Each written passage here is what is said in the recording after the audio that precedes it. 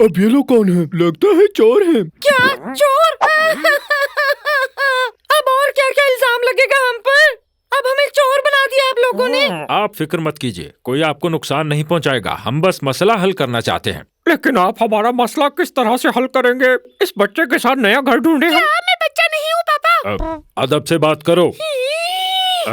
अच्छा बताओ, तुम लोग यहाँ क्यों आए? क्या तुम्हारा अपना घर और जिंदगी नहीं है?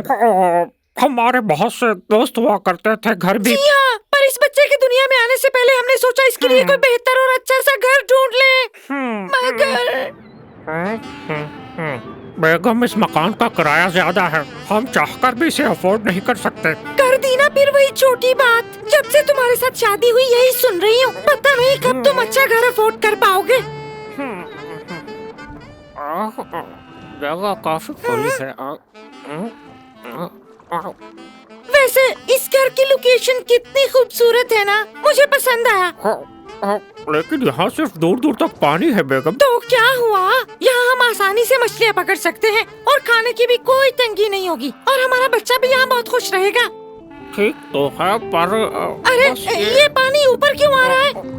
हाँ, पानी ऊपर आ रहा है बेगम। ये अंडा पकड़ो, मैं एक हाथ से नहीं उड़ सकता। किसी काम के नहीं हो।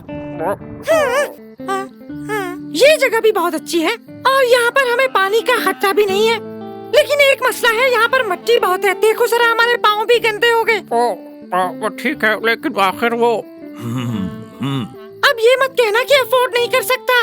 बेगम, जरा उधर तो देखो, ऊपर ऊपर। हाँ।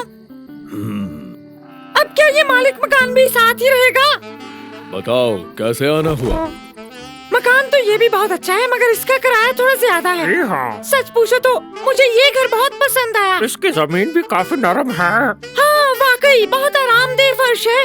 हमारा बच्चा भी यहाँ महफूज रहेगा। लेकिन यहाँ पर बल्ब नहीं है। अपने पीछे देखो, नजर नहीं आ रहा क्या? ये रहा। अरे ये क्या?